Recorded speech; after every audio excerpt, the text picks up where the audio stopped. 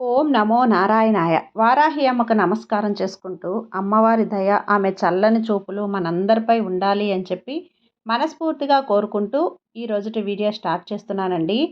ఇక ఈరోజు వీడియోలో మనం చూడబోయేది ఏంటి అంటే, వారాహి అమ్మ మన కోసం మనం ఏదైతే కోరుకుంటున్నామో అది మనకు తిరిగి ఇవ్వడానికే వారాహి అమ్మ ఈ సందేశం ద్వారా మనకు చెప్పడానికి వచ్చిందండి. ఆ సందేశం ఏంటి అనేది విందాం. తల్లి, ఈరోజు నువ్వు కోరుకున్నదే నీకు తిరిగి ఇవ్వబోతున్నాను. నా చేతిలో ఉన్న ఈ శూలాన్ని తాకావు అంటే నీకున్నటువంటి దరిద్రాలు పోయి 3 గంటల్లో నువ్వు శుభవార్తలు వింటావు. ఇది సత్యం.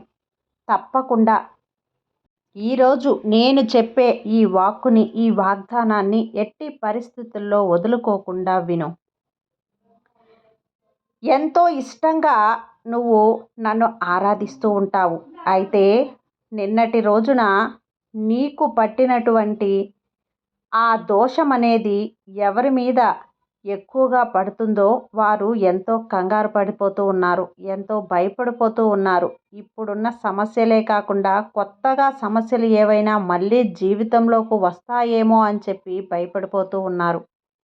అటువంటి వారందరి కోసం కూడా ఏ సమస్య లేకుండా, ఏ దోషం అనేది రాకుండా, ఏ కష్టము అనేది మీకు తెలియకుండా ఉండాలి అంటే ఈరోజు నా చేతిలో ఉన్న ఈ శూలాన్ని తాకు.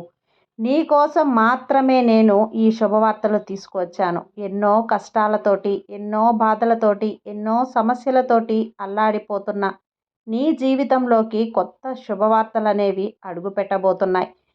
నీకు ఇప్పటి వరకు ఉన్న దోషాలు అన్నీ కూడా తొలగిపోబోతున్నాయి. నా చేతిలో ఉన్న ఈ శూలాన్ని ఎప్పుడైతే నువ్వు తాకావో నీ జీవితంలోకి కొత్త శుభవార్తలు అనేటివి వస్తున్నాయి. జీవితంలో అంతా కూడా నిరాశగా గడుపుతూ ఏదో కోల్పోయినట్లు మనసంతా కూడా గందరగోళ స్థితిలో ఎప్పుడు ఏదో ఆలోచన, ఇలా నువ్వు 4 గోడల మధ్య ఒంటరి జీవితాన్ని అనుభవిస్తూ ఉన్నావు.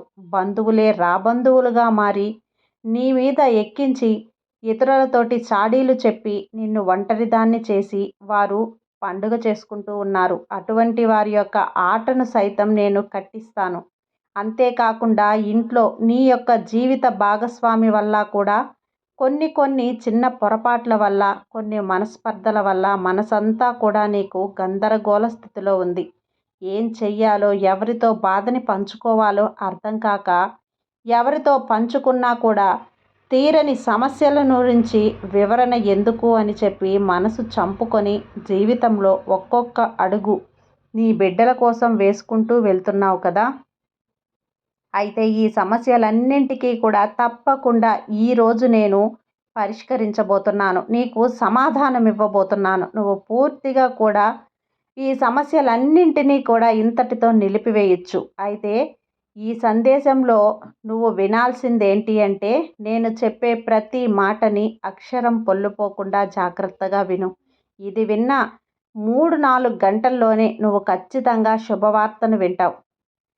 అయితే ఈరోజు నువ్వు శివాలయానికి వెళ్ళి పరమేశ్వరుడికి అభిషేకం చేయించుకున్నా లేదా చేయించకపోయినా శివాలయానికి వెళ్ళి ఒక దీపాన్ని వెలిగించు. ఆ దీపాన్ని నువ్వు నీ జీవితంలో పడ్డ కష్టాలన్నీ ఆ శివయ్యతో చెప్పుకో. నేను కూడా నీ మనసుని ఎరిగిన తల్లినే కదా. నా బిడ్డ కష్టాలు నాకు తెలుసు. నేను కూడా నీ కష్టాలను తొలగించే ప్రయత్నంలో ఉన్నాను. శివయ్య ముందు నువ్వు వెలిగించే ఆ దీపం నీ జీవితంలో నీకున్నటువంటి కష్టాలను తొలగించి, సమస్యలను పరిష్కరించి నీ జీవితంలో నిండుగా కాంతిని నింపుతుంది. ఆ శివయ్య అనుగ్రహం ఉంటే తప్పకుండా నువ్వు ఎన్ని సమస్యల నుంచైనా గట్టెక్కేస్తావు.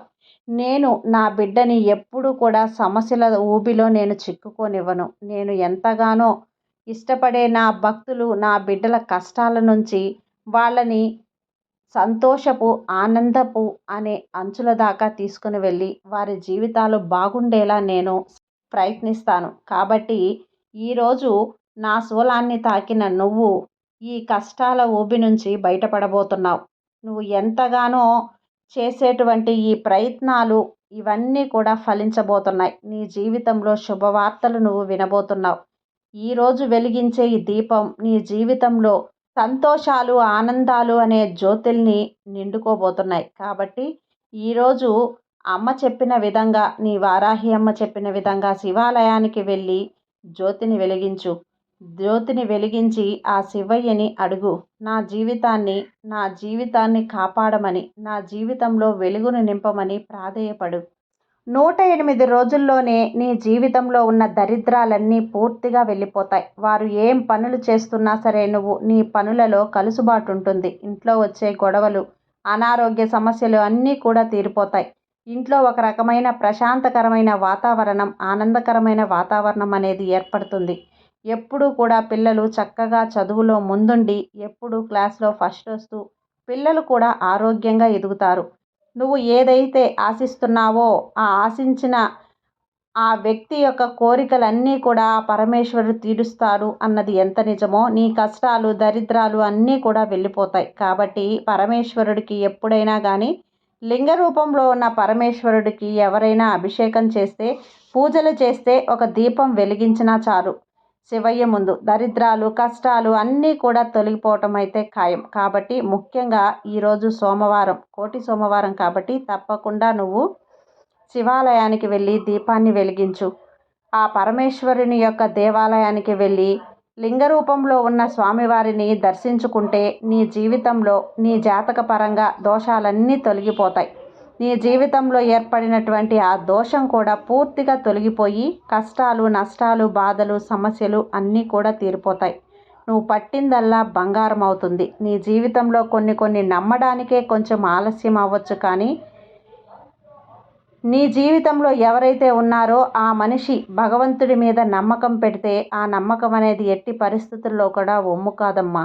ముఖ్యంగా పరమేశ్వరుడి మీద నమ్మకం పెట్టిన వారు ఎవరైనా సరే కొంతకాలం కష్టాలు అనుభవించినప్పటికీ వారి జీవితంలో ఖచ్చితంగా ఆనందాలు అనేవి అడుగుపెట్టడం ఖాయం. కావాలంటే నువ్వు ఈరోజు ఆ పరమేశ్వరుని దర్శించి చూడు, దీపం వెలిగించి చూడు.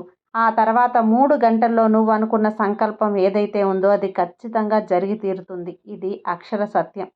ఎన్నో మానసికమైన సమస్యలు, ఎన్నో అవమానాలు, ఎన్నో కష్టాలు, మనసంతా గందరగోళంగా మారి ఎన్నో రకాలుగా నీ ఆవేదన ఎదుటివారికి చెప్పుకునే ప్రయత్నం చేస్తూ ఉన్నావు కదా.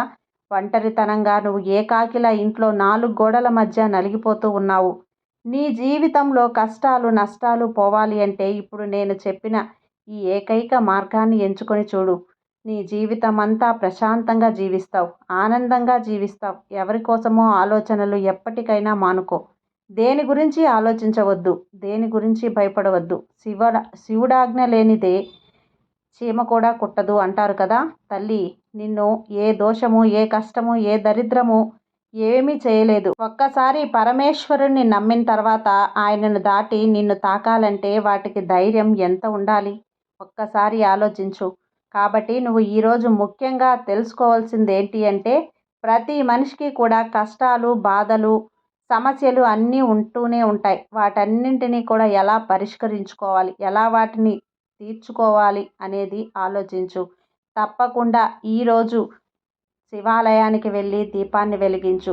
ఆ దీపపు వెలుగు ఎలా అయితే వెలుగుతుందో నీ జీవితం కూడా ఇక ముందు అలానే వెలుగుతుంది. కాబట్టి అమ్మ చెప్పిన ఈ మాటను తప్పకుండా ఆచరించి చూడు. నీ జీవితం బాగుపడుతుంది. నీ జీవితంలో మార్పులొస్తుంది.